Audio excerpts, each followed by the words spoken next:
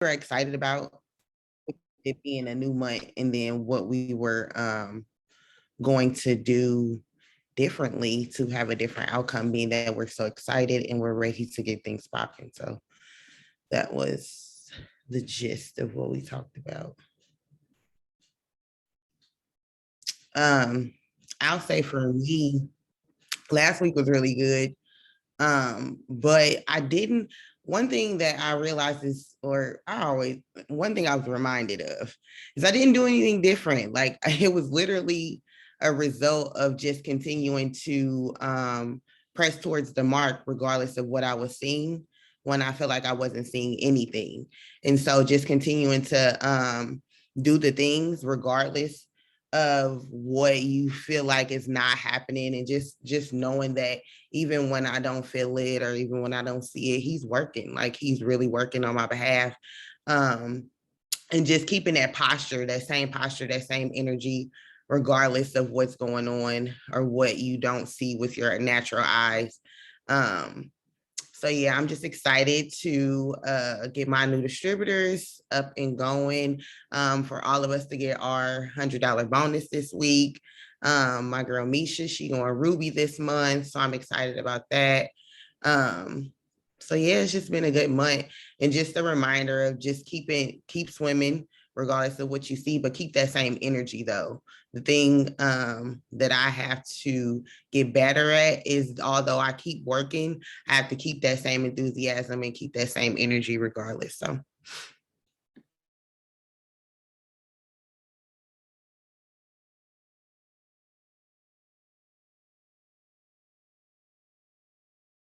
I would jump in. Last week I was like, we talked about being really excited and stuff like that, and then just it was like the fight of my life. I don't know why, but things like that happen, right? So I am, as far as the last week not being like my greatest week that I just love, I'm really excited about the conversations that I had. I talked to a lot of people about the business. I talked to a couple people just today, this morning, about the product. So I'm excited in the midst of, like Brittany was saying, just swimming, just like he's swimming, even though, right? And then Pastor Hannah kind of confirmed a lot of, not kind of, he confirmed a lot of things that needed to happen just with alignment in myself, like with the physical, mental, and then spiritual, because physically just getting and staying with my regimen and my workouts and getting my body for ready and equipped for the race that I am running, and the strength to endure it.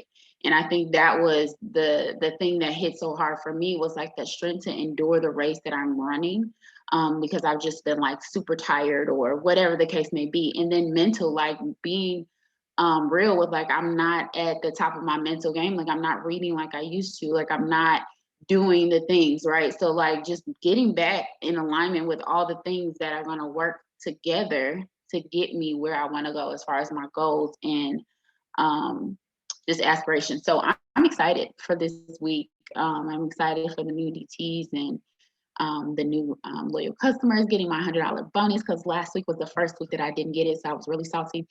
So making sure I get that this week. Okay. So yeah, you want to go? Lily, I think we always do this. We do. Every time. I'm going to go this time because last time I let you go though. Okay, go. Good morning, y'all. So I am excited about this week because I finally got my flow, like my rhythm. And I love that Robin talked about alignment, because my apostle actually talked about alignment yesterday as well. Matthew L. Stevenson talked about alignment as well. And I'm excited because now I have like a routine for like how my morning is going to go. For those of y'all who don't know, I just had surgery last week on Wednesday. So like it's been kind of with the meds and trying to get the 8-year-old in order and sleeping and trying to, like function outside of this kind of crazy mental state that I'm in with this medicine, which I hate. So, and I'm excited because this week is just going to be like the propelling into like where I want to be. Signed a new DT last week, and she's excited because she did the pre-sale. I think she signed 6 or sold 6 samples, and signs up. So now she's like hype. And then by the time I got back to her later on that night, she had signed like sold another like 4. So she's off to like a really good start. And I'm happy she's happy. It's another teacher friend, and she's been talking about doing it forever. And I'm like, girl, you could be making all this money and you just like still thinking about it. So I'm hype, she's hype, and it's just like, new energy, alignment, and just getting things back to the normal routine, as normal as it can be now. So.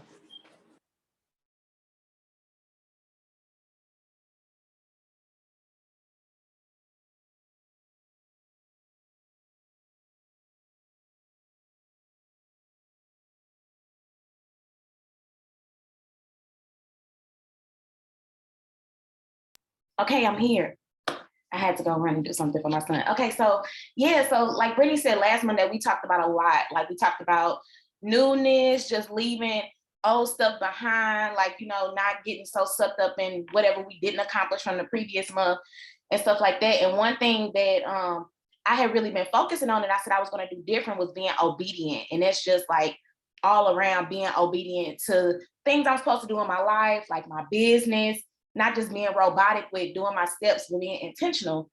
And yeah, so I've been really working on that. And it's been like, my week wasn't the best week, but shout out to Robin and Brittany, because y'all definitely kept me motivated all last week. Okay, period, poos. But yeah, so I've been working on that and just incorporating it into my everyday life, just being obedient to getting inside of my word and not just reading it just because, but actually dissecting it and applying it to my life. So yeah, it's been lit. So this week I'm just looking forward to getting my $100 because I didn't get it last week.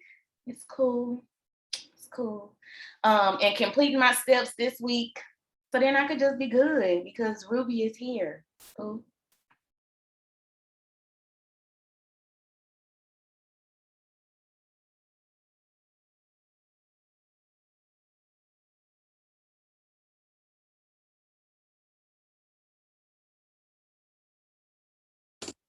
Good to hear from you guys. Good to see you guys. Good to be back in action. What is I have so much I can say. So I am so excited for those of you guys who reached out regarding your checks and things like that. It's always good to hear your analysis of your journey. It's really good to hear those kind of things, and the communication is just it's so important. It really is, especially when you have somebody helping you. I will tell you that, but for someone who helps a lot of people, and this is just some real talk. So for someone who helps a lot of people, when you don't receive feedback from people that you help, it's almost like it's pointless. And what I mean by that is, granted, we do all things unto the Lord, period. And if you don't grasp that, then that's a problem, because you won't make it. I tell you, you won't make it, okay? You won't make it. But when you do have somebody really helping you and really believing in you and pouring into you with their words, with their loyals and distributors, with their finances, whatever it may be, and you don't give them feedback, it's almost like you're not appreciative. You know what I'm saying? It's like almost like a child who you give all this stuff and they never say thank you, or they never understand the sacrifices that you go through in order to give them stuff. I was just thinking about my son and him having a moment, because I want him to see. I want you to see all the things that I have to pay for. I want you to see all of the sacrifices that I'm making. I need you to know this is not something that's just easy, and it's just something that just I don't know, like, dollar bills. Okay, like it costs $1. It don't cost $1 for you to have the things that you have. It's a huge sacrifice, and in order to create the income for you to have the things that you have, it is a sacrifice, and your mind works really hard. Which I think he realized during the pandemic, because I remember at one point he told me that a car salesman, works harder than me, and it was so funny. Anyway, so it's good to hear the feedback. So I will tell you guys that really do reach out. And if you're not reaching out to your uplines, like those who are above you, who are helping you out and believing in you and reaching out to you, like you should do that. And it's crazy because I had put up that post on the 2nd when I was out, it went off. And somebody, I ain't gonna lie, like, and everybody on here can just be honest. When you get in your feelings, and this is maturity and growth, okay? This is just maturity and growth. When something stings and you feel some type of way, what do you do? Like, this is for real. Like, if something stings, and it may be different now, hopefully, now that you've been around us, what do you do?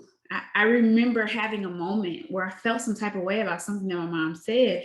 And I even had a moment, we saw both sets of grandparents this past weekend. You know how grandparents can be. They something else. Say whatever's on their mind. Anyways, so one grandparent decided to say something, and it was like, should I be prepared for whatever comes out of her mouth? I should be, because I do my own evaluations and I look at myself in the mirror, right? So I should be prepared to just accept what it is that she has to give. Lord knows everybody has stuff going on in their family, but clearly I'm not left out. I still have a lot of stuff going on in my family, and my grandma was talking about some stuff going on in my family, and I was offering a different perspective because it was like that ain't working. Like that ain't gonna work. And I know how my uncles are, like, Lord. So, in me protecting my grandma, so just giving some perspective. And at the end of the day, I have to be willing to accept how she responds to me. And I still gotta be respectful because that's my grandma, right? And so I can't, but when I do feel some type of way, what do you do with that? What do you do? So for me personally, when I feel some type of way, I know I need to look at me. I don't be looking at my grandma like, who are you talking to? Like, she grown, okay? Like, super grown, like growner than grown than get. Like, ain't nothing I could do about what my grandma feels she need to say back to people. I'm not about to change her. I may inspire her to change, but I'm not about to change her. And so I have to look at myself and see, why do I feel some type of way about how she responds to me, or whatever. I don't know, if you fill in the blanks, it could be whatever. And so do you look at yourself when you feel some type of way about the interaction and the response that you get from other people? Or do you look at them? Do you look at you, or do you look at them?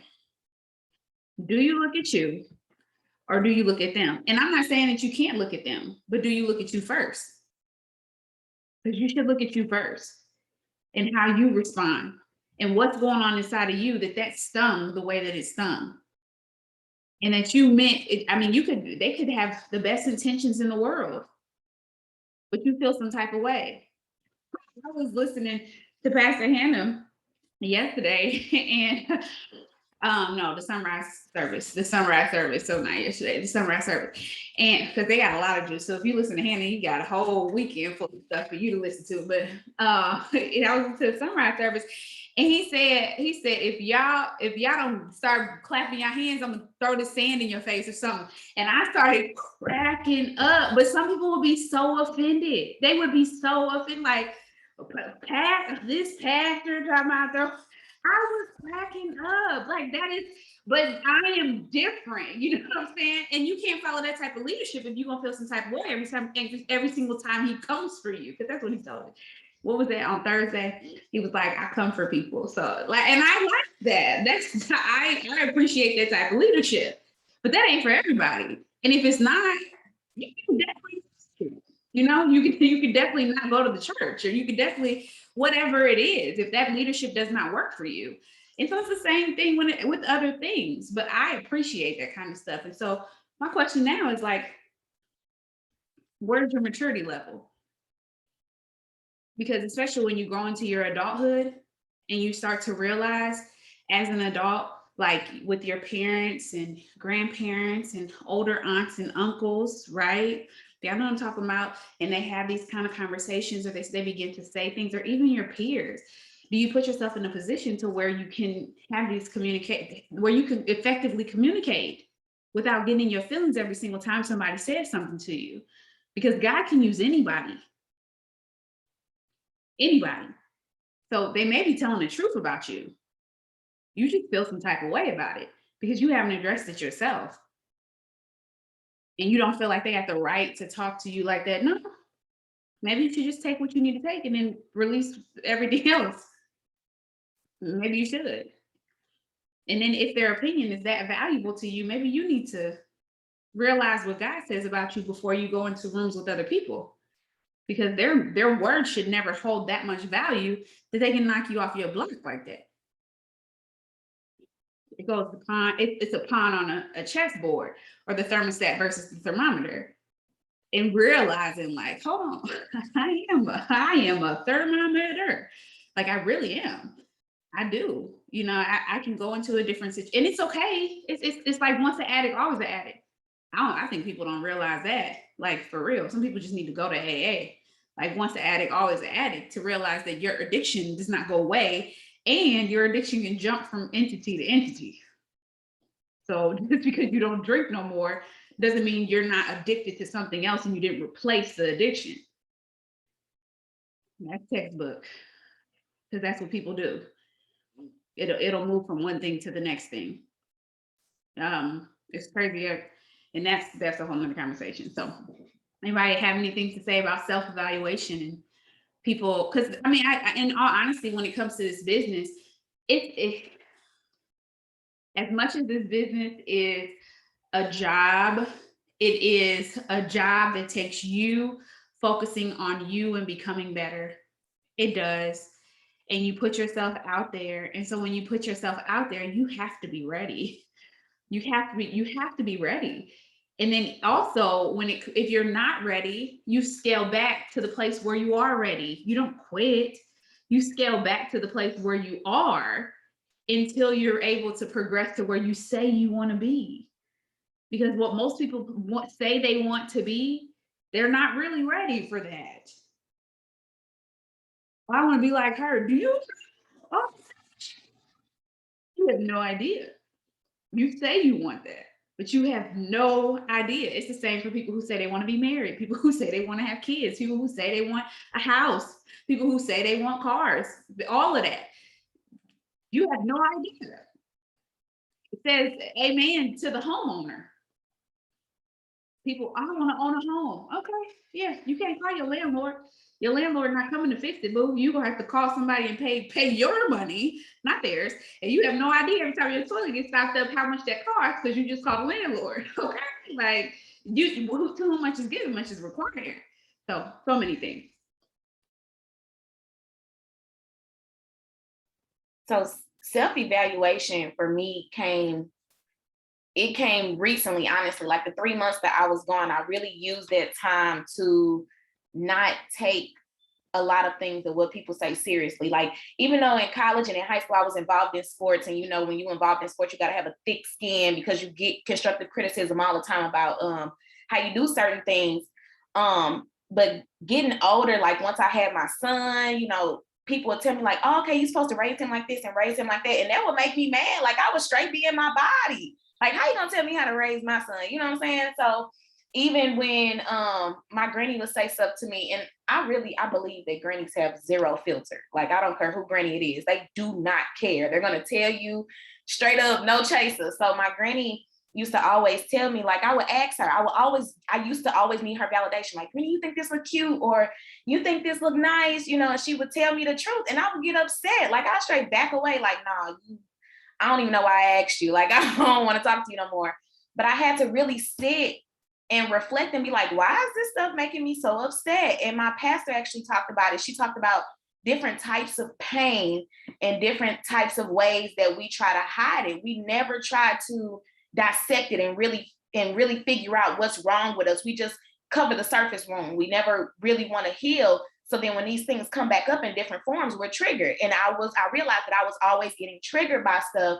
And I had to fix that. So I started looking at me instead of always blaming people like, nah, you trying to hurt my feelings, or nah, you just don't understand me. I'm like, nah, it's you, because like it's something that you're not healing from, something that you need to actually understand within yourself. So then when these people come at you, it's nothing, it's just words. Like I had to really grow and not realize that I didn't need validation from anyone at all except for God. Like, I really had to hone into him, be like, look, I'm ready now. Like, I don't know what I was doing running for so long from you, because I was getting tired. I'm tired of being tired. So I'm just gonna go ahead and just understand that people don't satisfy me. The things don't satisfy me. It's whatever you give me that's a satisfaction. So I learned it within the last 3 months, and it's actually been helping me a lot. Hey, so listen to everything you said, Rachel. It made me think about, and it's something that I had to learn. It almost makes me think about, like, if one person has the open wound, the other person doesn't, and you put alcohol on my bare skin, it really don't burn really. But if you put alcohol on the place where I got a cut, it's gonna burn, whether I know the cut is there or not. And it's gonna burn. Alcohol has a different effect on, like, my skin, and if it burns, that means there's a wound that's there. It's almost like if you make a post today, Rachel, or anybody, about not taking care of your kids, like, I'm like, oh, she's talking to somebody, you know what I mean? But clearly, you know, she cannot be talking to me. But if it was something that hit home, hey, don't do that. Sorry. If it was something that hit home, then that wound would be, that offense that I had would be a sign that there's something there. And so even to this day, when something's said, whether it's by my pastor or Rachel or something, if I feel a sting from it, I automatically know that there's something there, whether I knew it or not. There's something there. So my offense, typically, whether we want to, you know, it's just like when your grandma be like, girl, you sure been eating. I'm offended because I have been eating and I have gained some weight. You know, your grandma be like, oh, y'all eating good over there, huh? You know what I mean? Thanks. You know what I mean? Like, if I'm skinny, I'm gonna be like, clearly Granny need new glasses. But if I know, you know, I'm a little plumper, it hit home, because she right. We've been eating over here. I just want to address how you eating. But anyway, and so that's one thing that I had to learn, is that, like you said, Rachel, offense really has nothing to do with the other person. It really just has to do with me. And when something offends, there is a wound there. And sometimes you don't think the person is talking to you, because it's like one of those paper cuts. You like, why is orange burning my skin? Like, like, what just happened? Why is this lemon? Why is my finger on fire from this lemon? Because it was a cut there that I didn't know about. And so that's something I had to learn about myself. And then when it comes to responding, if I'm offended or in my feelings, there's no need for me to respond. What is there for me to say? This was my moment to learn. This was not my moment to talk. And so when I'm offended, it's not my moment to talk. It was my moment to just take it in, like, ooh, that was for me, you know what I mean? And just let it sink. And if it's a person that, you know, like I tell people all the time, and myself, is when you let somebody lead you, you're letting them lead you. You could choose to say, this person is not going to lead me, right? But when you let them lead you, you just have to make the decision in that moment that there's going to be moments of stinging, but they're coming from a place where they're supposed to find those places that are supposed to sting me, because they're there to speak to my growth, not to my feelings. And so it's a hard place, but it's just the reality that offense helps point the finger back to me.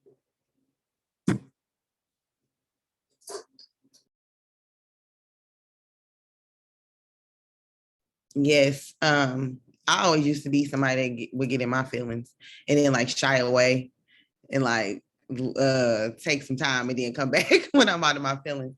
But Rachel used to always say something, and she'd be like, that's a personal problem. And we used to be salty every time she would say that. Like, what do you mean that's a personal problem? Like, what do you mean? And then I ended up reading a book, and I forgot what book it was. It was You're a Badass or something. It was one of those books. And they said, if you are irritated, or if something triggers you in another person, it's because you see something in them. Like, say somebody has an irritating habit or something, and it irritates you. It's something that you see in them that reflects you, and you have not dealt with it. And so because you have not dealt with with that thing and you see it in them, like it irritates and frustrates you, gets under your skin. And so like Keisha said, and like everybody said, it always reminds you to self-reflect. And self-reflection is something that has kept me here. I say it all the time. If it wasn't for me to be able, or my ability to self-reflect, or staying in the midst to even point the mirror back at me, I wouldn't be where I am today. Staying in the midst, staying in the group, and just seeing other people doing things that I claimed that I was doing, it always turned the mirror back on me to make me evaluate myself, make me look at me and see what I was not doing, or what I needed to improve in, or what I needed to change in order for this opportunity to work for me. So man, self-reflection is the best thing. It's the best thing, especially when you want to grow.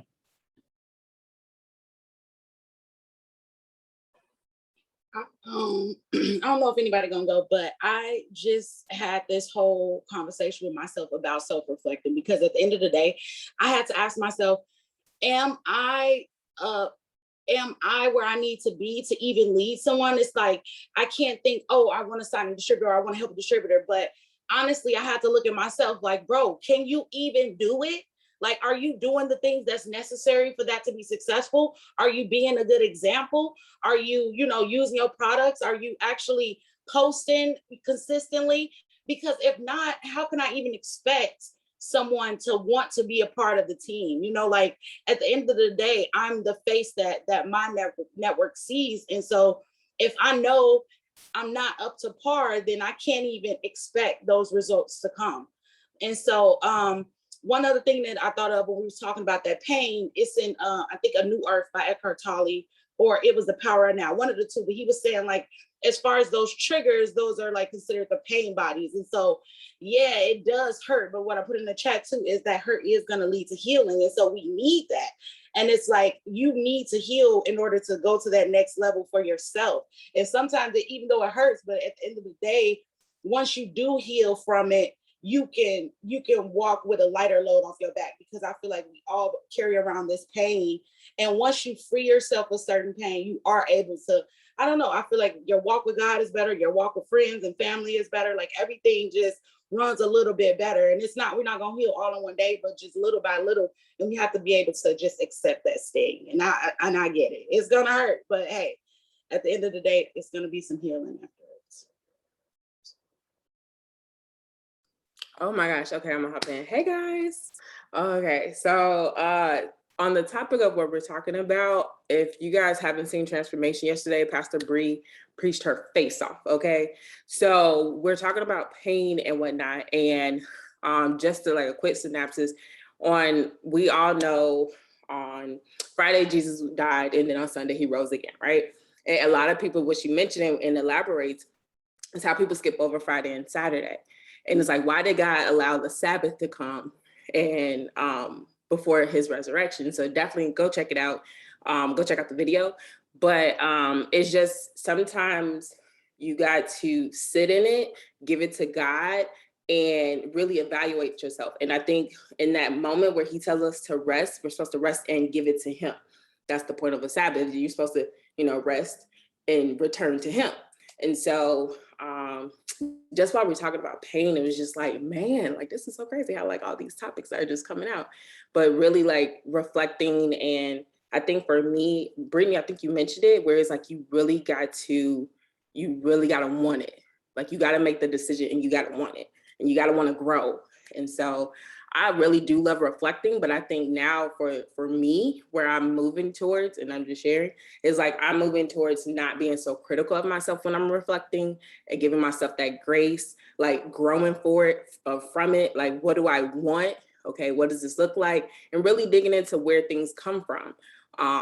So like, why, you really got to sit and for you to really figure that out, sometimes you got to sit and you're not going to figure it out overnight. I think Lydia mentioned it. You're not going to figure it out overnight, and don't put that expectation on yourself to figure it out overnight. Sometimes it's going to take a while. It's going to take for you to meditate on it. It's going to take for you to chew on it. It's going to take that. So, but I'm excited, y'all. I'm excited for this week. Like, I'm loving this. Okay. Yes. We bomb.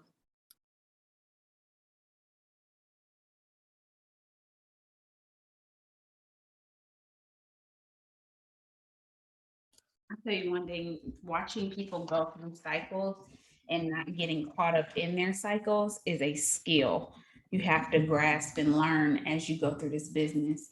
And I'm saying that from somebody who's been here for 8 years and watched people go through, some people who are on a loop, some people who are going through the same cycle every single year. They do the same thing every single year. People who, unhealthy cycles, some people who get better and relapse, like it's crazy. And you have to take yourself into a place where you don't begin to analyze and try to figure out how to fix them, especially when they're still sticking around and feeling like you are supposed to save them. It's crazy. I was thinking about, because I mean, so many times it just relates to how pastors work. And I try to view it from my pastor's leadership and watching the crazy saints, because clearly I'm one of them too. But the crazy saints, when it comes to the cycles, y'all know some people who've only come to church certain times, or they only want to speak when somebody died in their family. Like now they need prayer, and so now y'all know what I'm talking about. Like if you go to church, you know what I'm talking about. It's the cycles. It just happens over. You got the faithful saints, but then you got the faithful saints who's stagnant, and it's like, can we grow? Like, can we become better? Like, you got the one stuck in it, just analyze it, and you'll see the same thing when it comes to your business. But ultimately, you have to focus on yourself and doing what it is that you're supposed to do. And I think that's the ultimate freedom in what we do. Can you focus on you and you getting better and you doing what you're supposed to do? And I'll tell you guys, just being away from social media, it can be so cleansing. I was telling some friends that honestly, I love working. I mean, I love utilizing social media to be able to reach more people, but I like not being on social media. Like I really do. It can be such a bondage. And Trey had asked me the other day, he was like, do you believe that the social media was created by the enemy? I said, God can use anything, but it might have been, it may have been a tactic to completely distract people. And I was telling Bria, I guess they probably think I'm crazy. That's fine, because I kind of am. But we were watching, so first of all, I didn't even know this was a thing because I've never cared. I don't care. Like it's just not something I care about. But we got a 14-year-old in our house, but watching the G League and the Summer League, I could care less. Like I really could. Holler at me when it's playoffs. Like I don't care. But they were really into it. He's been following these people in college. And so watching them come to the league and have their first games in the NBA. And sorry, for those of y'all who don't know who that is. So after people get drafted, we've watched the whole thing. Okay. We had to watch them from the draft to anyway. So they get their debuts in the summer league, right? So the rookies get to come in and have their first games as an NBA all-star. They haven't went to camp or anything like that. And they get to show what they're made of, right? And I was telling Brianna, I said, like, just humor me, right? I said, and y'all gonna feel, I know some sports heads gonna feel some type of way about this, and that's fine. But I was like, I said, sports is pointless. On so many levels, I believe sports are pointless. I love that outlet, but how much money they get paid is stupid. Okay. Like it really is. Like and I'm not saying that because don't get me wrong. I get it, but I don't get it. Like for a basketball player to get paid more than a surgeon, it does not make sense to me. It just does not. Like when I really sit and analyze it, it does not make sense. And he was talking about, well, you have the whole bringing in money. People want to see it. So it creates more revenue than a doctor does. And it's like, yes, I get that, but it's still not right. It's not right. It's when you think like logically and ethically, like this is not right. Like even when you go down to like teachers, like how does he get paid more than a teacher who has to sit in a classroom with all these doggone kids? It does not, you just can't make that make sense to me. It just doesn't make sense. And so just thinking about like all these different things that don't make sense in the world, because that don't make sense. Like if you really believe that a basketball player should get paid more than a teacher, you're wrong. Like that is so wrong because of the impact that a teacher makes and a basketball player, like the impact that they make, it's just not the same. It's not the same, but this is how we value things on this earth. This is how we view things. This is how the world views things. And so in the midst of, no, they don't. They don't. But can they? They can't even, it's not even an option, right? It's not even an option. It's not marketable, right? So yeah, they're not. Exactly. Yep. Very much so. It's so many things that goes into how much money they get paid. But at the end of the day, there's so many other things that can be done with these resources and these finances. And yeah, some people do go through the end of their careers and become philanthropists. Some of them do, but not all of them. Actually, most of them don't. But some do. Like I was reading the Success magazine, and Carmelo Anthony has he has an agencies actually where he's giving back, but most don't do those type of things. They don't. And so ultimately, to bring it all back together, like, oh Jesus, to bring it all back together, like just thinking about how we control what we can, like just period. You can only control what you can. I can't sit here and wonder about, like I can, but it really is pointless because I'm not about to shake up the system today and make teachers get paid more than basketball players. And so I would drive myself crazy trying to figure out why in the world is like this. Like I can't do that. And that's what you'll do when it comes to your team. That's what you'll do when it comes to your customers. Like I'll be straight here sometimes with customers like, are you okay? That's my new thing. You ask my husband. I'll be like he say certain stuff and I just be like, are you all right? Because the way you're processing this is wrong. Like it's not, to me, it's wrong, right? So I'm like, customers be like, when they say certain stuff, I'll be like, are you in your right mind? Because somebody in their right mind wouldn't say that. Like, what's going on? But I can't do that because it's a waste of time. It really is. It's a waste of time. Like really trying to understand what's going on in everybody's brain on here. I can't. I will go crazy, but I can worry about what's going on in my brain and ask questions. And this is where you become a great leader is the asking of the questions. Asking people instead of making inferences. And, they teach you that stuff in philosophy and stuff. I think that's where they teach you, making, where you sitting here and drawing conclusions. We don't have time for that. We're not here to draw conclusions. Ask them straight up. Ask them. So, okay, so did you not read the email that I sent you? Okay, did you not fully understand the email that I sent you? When new distributors sign and they're like, I said, well, hold on, let's go back. Did you not see the launch pad on the email girl, what email? All right, so the email that I text you, that I told you that I sent you, you never opened it.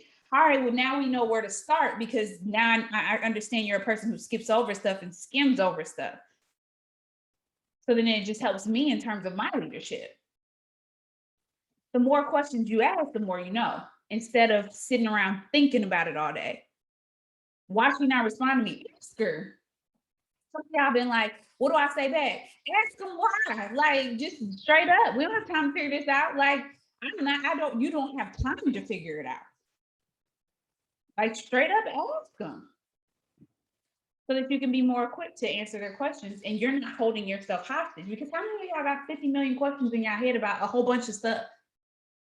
Why she do that? Why that? Hold on, she didn't run her auto shipment. Go ask her.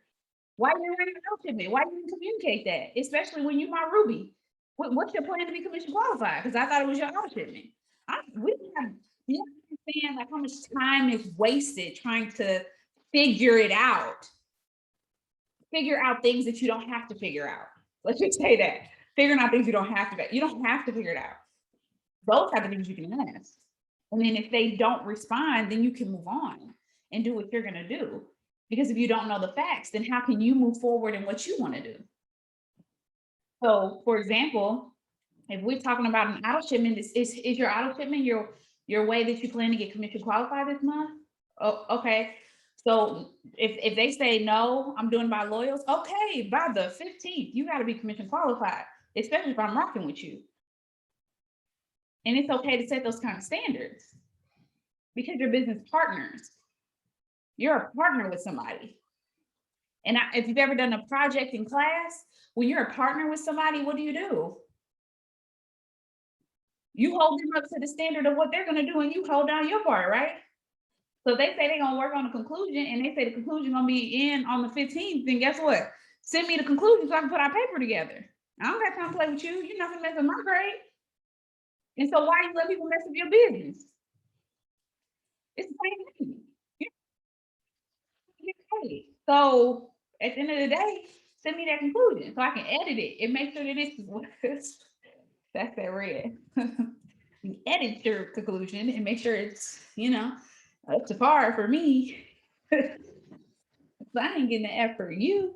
You know what I'm saying? Like, y'all know what I'm talking about. Like, it's like, hey, I just suggest some edits to the conclusion for our, if everybody's had to do a class project with friends, they're not your friends, with randoms before, it's happened.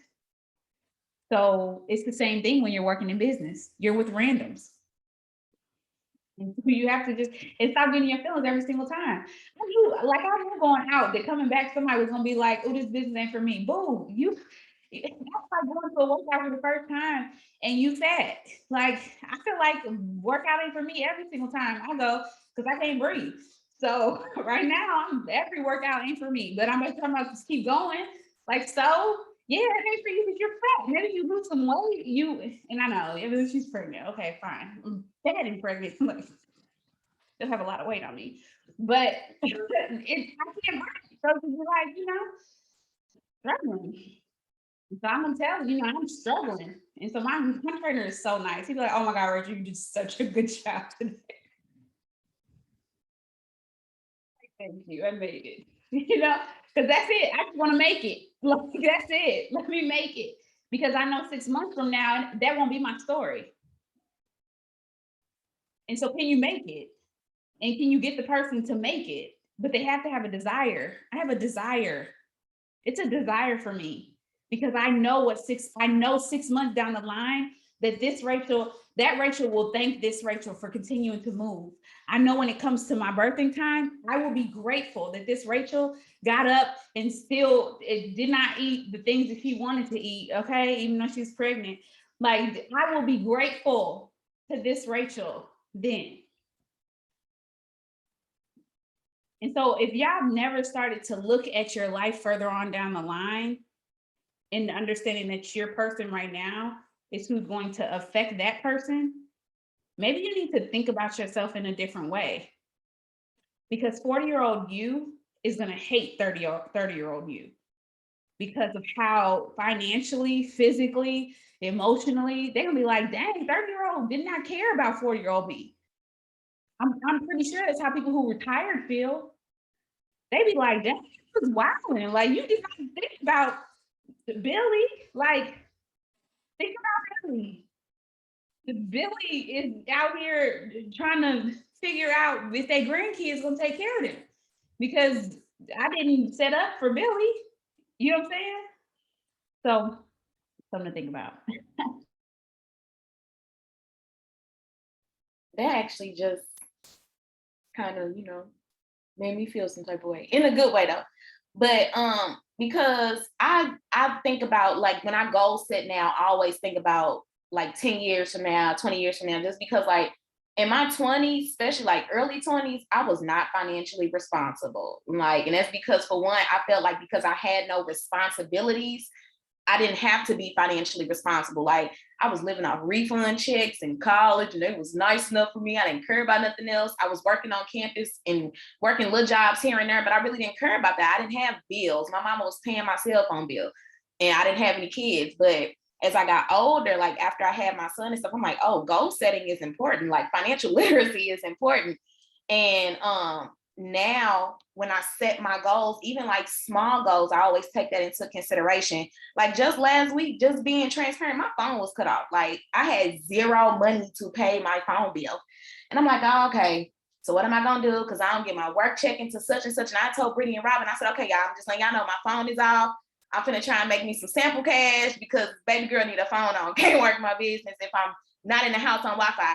And I was able to make that sample cash. I made like $80 in sample cash last week so I could pay my phone bill. And I had to really sit and set that goal. Like, okay, look, can't be financially irresponsible anymore. Like your son finna start first grade. Where you gonna have this money to get school supplies and all of this stuff? So I had to be able to do that. Like setting goals ever since I came back into this business really helped me see how important being financially responsible is, not even just for me, but, you know, to teach my son, like, look, you don't have to take out loans, or look, you don't have to be in debt. Like it's about breaking generational curses. Like even if it started with me, it's gonna stop with me. Like I'm not gonna allow it to bleed over. So setting those goals and those boundaries financially just really helped me understand where I need to be in the future.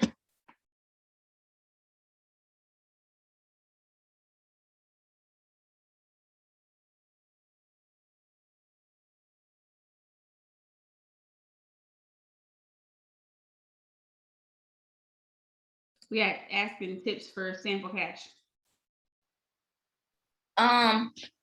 Honestly, the number one thing that I did was I reached out to people who had told me no about being customers, even if it wasn't a product. Like they could have said no to like greens or something that was not sampleable if I didn't have it. But I just asked them, I said, okay, look, so right now, you know, it's not the time. Do you want to just get a sample? Like I was thirsty, like I was dehydrated. My phone was off. So I'm like, you know, I'm asking people, and then even after people host the post, if they said no to the business, okay, well, cool. Like, did you want to just go ahead and just try this sample? Like, you literally just send me the cash app, and I just got them out. Like, I was just real thirsty, and I just asked everybody. I don't care who you were.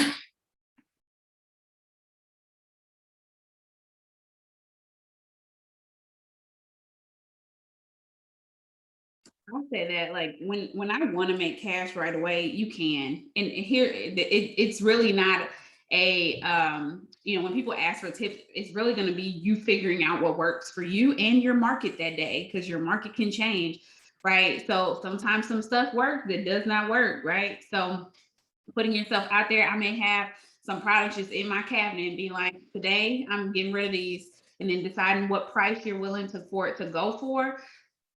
And then you just put it out there. Like if you're willing to lose money, then because you don't have the cash on hand, but you have the product, then you lose money. You just whatever you're willing to do. And how I do it may be different from other people. I may be willing to allow a lash serum to go for $50 when it was $63 because it's been sitting in my closet for 3 months. You know what I mean? Whereas somebody else might be like, nah, I need at least 75 because I got to make my money back.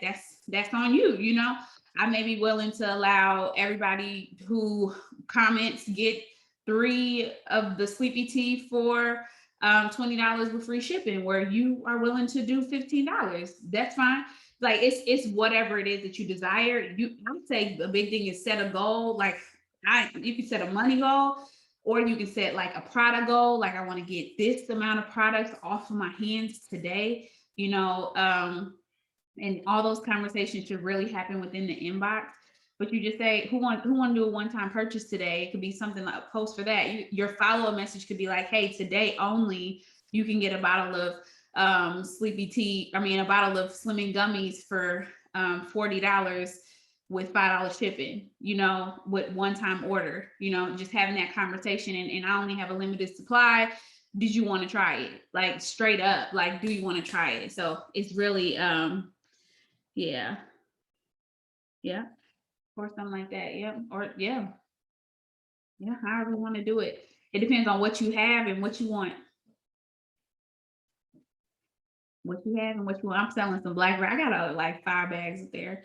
So I think I'm gonna do a black wrap sale to this week. I'm getting rid of my black wraps.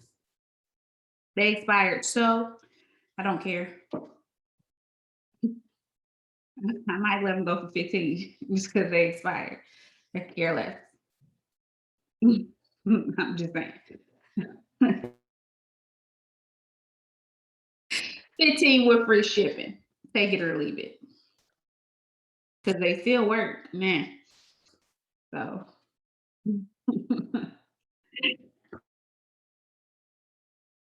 I will tell y'all this, and I don't know, I feel like it's supposed to say this when it comes to the business, because of us moving to online during this pandemic season, which we're so grateful for.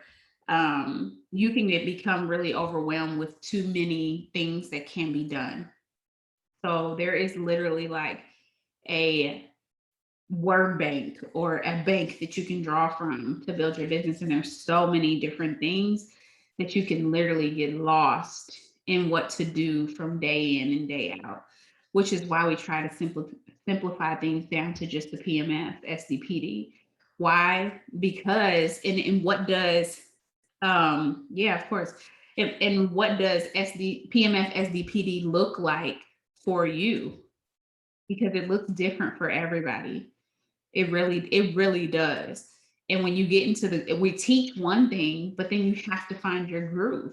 Because if you don't ever find your groove, then you will feel like you are unproductive, and you will feel like, what works for you for signing loyal customers? Is it host to post? If it's host to post, then you should do host to post like nobody's business. Is it referrals? Okay, well then ask for referrals and get is it calling people on the phone? Like, what really works for you when it comes to loyal customers and distributors? And if it's not your thing, like Brittany said, just because it's not working in the moment doesn't mean that it doesn't work. It just means that you have to funnel through your network. You have to funnel through and plant more seeds. It just is what it is, right? It just is what it is. Go ahead, Yatisha.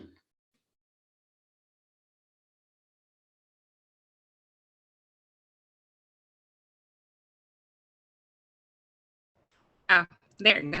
Hey everybody. I just wanted to ask a question.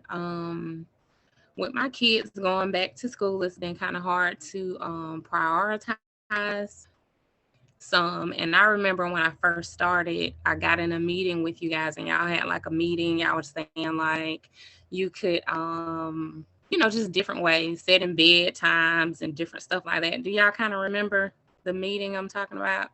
It was like in the evening, I think it was. I'm not for sure. Probably in mine, right? Probably was, but I need some help with that, with prioritizing, because I haven't been able to focus on my business lately. So yeah. So we actually have a back to school Zoom today. It is at 8 p.m. Central Standard Time. Post will go off here in a moment. So we're actually going to talk about this in detail. I guess I can speak to it, but we'll leave it for the Zoom. I think one of the biggest things for me was deciding that I was going to be a mom all year round and not take the summers off. That sounds crazy, but that's real. Like, so my kid may not like it, and that's fine. So like right now he starts school on Thursday. And so about a week ago, he went back to a bedtime. I don't care how old you are. So we went back to strict. So and even in the summer, it never loosens all the way up.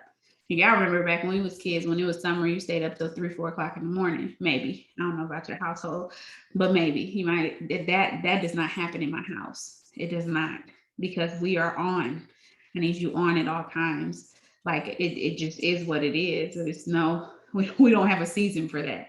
We might have a day for that, but we don't have seasons for that, right? And so I think it's really taking control of your life all year round. So things like bedtimes, things like my schedule doesn't go away because it's summer. Like we have a schedule, we have a family schedule. We have a routine that we never leave just because it's summertime. The schedule may shift, but it never leaves. And that was something that we decided on, and maybe about 2-3 years ago, we talked about it as a squad, because I realized that what we were doing, it was literally like, oh, I don't have to take my kids to school in the morning or make sure that they're up. And so we'll stay up all night, like there was no boundaries, and you just can't do it, because going back and forth is unhealthy for you and for them. Right. It teaches them that they have an off time. In real life, is there an off time? No, there's not. And even in college, you'll develop bad habits, very bad habits, right? And I love the fact that I was a parent in college, and so I had to remain responsible, because at the end of the day, we kicking until 4. I still got to take my kids to daycare in the morning. You know what I'm saying? Like I can't, if I'm doing this, it's at a sacrifice to my sleep because I still got to get up. I don't get to just sleep in. So yeah, we will talk about that. Anybody else have anything else? I think that it's your schedule and deciding to take control. You have to make a decision. So we meal plan in summers. My son makes his own breakfast. He still has to do his chores. Like that stuff does not go away. It does not go away.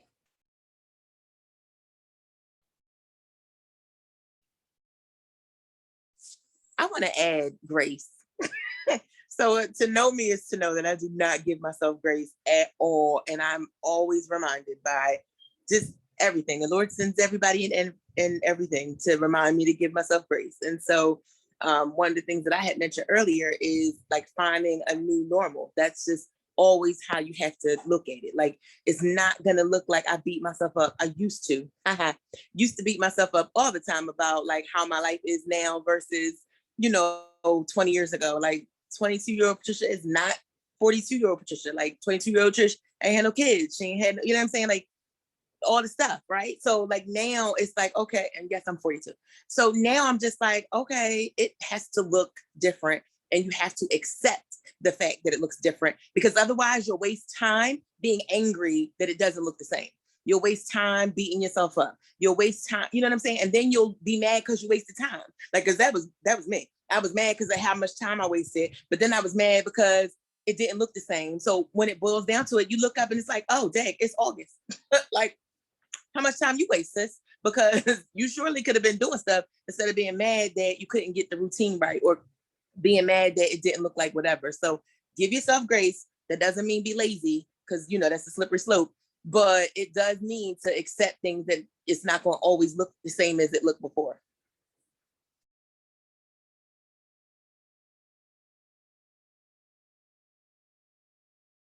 Does that help a little bit? But we are going to talk about it tonight.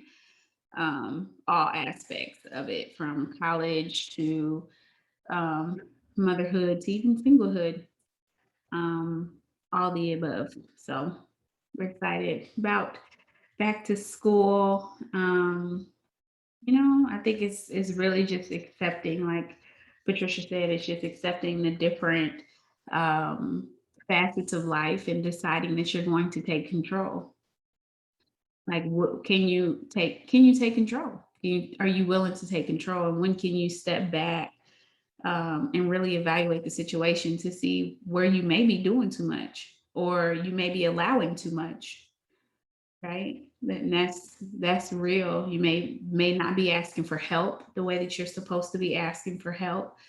There's so many different sides to this when it comes to back to school and being a parent, single parent versus being married, the communication. This is why we do all the things that we do here on the squad, because when it comes to the communication with whoever, if you're getting help, like picking up and making sure everybody is on one accord, who's picking up who from school, who's dropping who off, instead of just assuming, because assuming is not good. And I think a lot of times with that miscommunication of assuming this person's going to do this instead of being clear that this person's going, that's the same thing when I'm just talking about auto shipments and stuff, right? Stop assuming, like ask the questions like, hey, I'm gonna do drop-offs these days. What do you want to do the rest of the days? Or I'll do pickups these days. Or when the kid comes home, knowing that, all right, from 3 to 5, we do homework and chores. Like you set that up. You are literally in control. And that does not mean that it won't go off the rector, because it will. You're dealing with kids. And so you may say 3 to 5 and they come home and think they finna grab a TV or a video game, and you have to have the strength to shut it down. And you have to do it. It's consistency, because if you're not a consistent parent, you will have inconsistent kids. And then you'll be very upset with the fact that they didn't remember when they're a child. They don't want to remember. Okay. Listen, they're not responsible enough. They coming home first thing first, until you instill in them that that's what they have to do. That's what they're going to do. And as much as if you let them get away with it, guess what? They're going to get away with it. Like they don't care nothing about that. Like they don't care. You don't care. So yes, we'll have the kids at school look. Yeah. Yes, it's very true. And yes, when you drop the ball, it becomes a burden on your child, not, you take the fault. You're the parent. So that's really true. I'm out here. Hi. Thank you for my welcome back. Good conversation with you guys today. Today we do have opportunity Zoom at 7, and then 8 o'clock we have the back to school, and then 9 o'clock we have a power hour. So kind of get into it, get busy, do what you can, focus on what works for you and work it. There's no reason why everybody on here is showing up the way that they are and you're not having eSuite action. It's a problem. You should have action in eSuite before you come back next week. And so I need you to focus on what you need to do to make that happen. What does it? You have to have a win before you come back next week. You cannot keep coming to this table without wins. And so figure out what winning looks like to you and then do it. Win on a high level. Your winning, not my winning. And I know a lot of times people be like, well, Rachel, what's your goals? Boo, that ain't it. That's like asking somebody's weight loss goals. Like, I don't know what she eats. I don't know what she puts in her body. I don't know her workout regimen. And it's, unless I can literally, and I don't know how her body is functioning on the inside. Can we just talk about that? Her body may respond to products differently than your body responds to products. So at the end of the day, you have to decide what success means to you. And then you have to get really good at doing what works for you. So let's pray. Dear Heavenly Father, God, we just love you. Thank you so much for this amazing team, for this amazing conversation, God, how you are bringing down the walls so that you can build up things inside of us that are going to be conducive to building the business that you desire for us to build. God, I pray that people leave this call with strength. I pray they leave this call with confidence, knowing that all things work together for those who love you and we love you. So God, we just thank you for what you're doing this week, this month, and today. In Jesus' name we pray. Amen. All right, y'all.